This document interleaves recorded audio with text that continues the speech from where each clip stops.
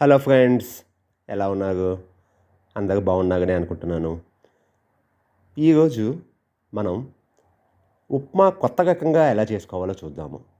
చాలా రుచిగా, చాలా క్విక్‌గా 15 నిమిషాల్లో చేసేసుకోవచ్చు.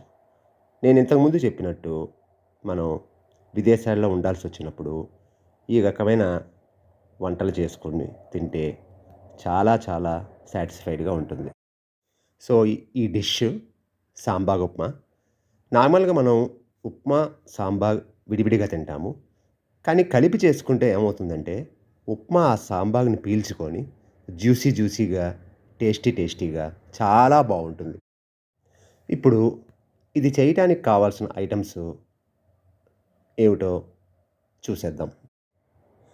బొంబాయి రవ్వ లేదా సూజీ, తరువాత ఉల్లిపాయ, శనగపప్పు, పచ్చి శనగపప్పు అనమాట.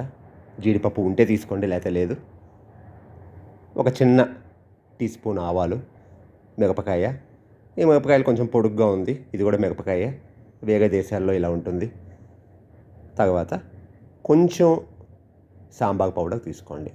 కొంచెం ఒక టేబుల్ స్పూన్ తీసుకోండి. ఒక టేబుల్ స్పూన్ కానీ కొంచెం ఎక్కువ కానీ 1½ తర్వాత ఉల్లిపాయ, పచ్చిమిరపకాయ చాలా సన్నగా చిన్న ముక్కలు అయ్యేటట్టు, ఎంత చిన్నవి వీలైతే అంత చిన్నవి చేసుకోండి. ముందు స్టవ్ ఆన్ చేసి పాన్ పొయ్యి మీద పెట్టుకొని 2 టేబుల్ స్పూన్స్ నూనె వేసుకోండి. నూనె వేడెక్కాక ఇంతకుముందు మనం రెడీ చేసుకున్న శనగపప్పు నూనెలోకి వేసేసేయండి. శనగపప్పు కొంచెం రంగు మాగేదాకా ఉంచండి. శనగపప్పు వేగాక ఆవాలు, జీడిపప్పు వేసేసేయండి. జీడిపప్పు కొంచెం రంగు మాగేదాకా ఉంచండి. ఉంచాక మనం ఇంతకుముందు సన్నగా తరిగి పెట్టుకున్న పచ్చిమిరపకాయలు వేసేసి పచ్చిమిరపకాయలు కలిగిపెట్టండి. పచ్చిమిరపకాయలు కూడా వేగాక ఇంతకుముందు మనం రెడీ చేసుకున్న ఉల్లిపాయ ముక్కలు వేసేసేయండి.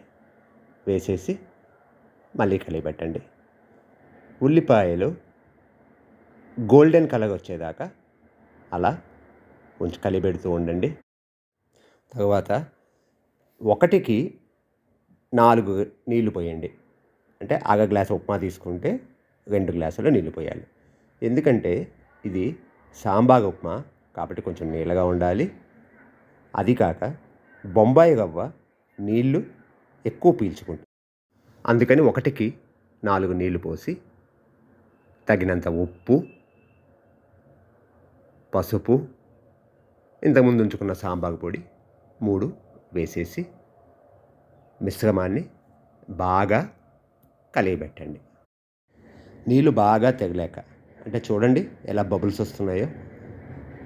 ఇలా వచ్చాక మనం ఇంతకుముందు ఉంచుకున్న బొంబాయి రవ్వ ఒక చేత్తో పోస్తూ రెండో చేత్తో గడ్డగట్టకుండా కలియబెడుతూ మొత్తం యూనిఫామ్గా మిశ్రమంలో ఒకచోట పోయకుండా మొత్తం అంతా పోస్తూ బాగా కలియబెడుతూ ఉండండి. కొద్దిసేపటికి బొంబాయి రవ్వ వాటర్ని పీల్చుకొని కన్సిస్టెన్సీ కొంచెం గట్టిగా అవుతుంది.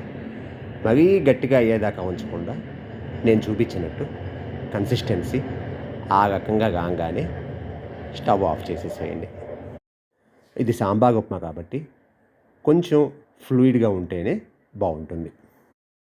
ఇందులోకి వేరే పచ్చడి కానీ పొడి కానీ ఏమక్కర్లేదు.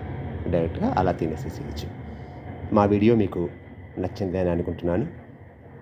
నచ్చితే లైక్ చేయండి, షేర్ చేయండి, సబ్స్క్రైబ్ చేయండి.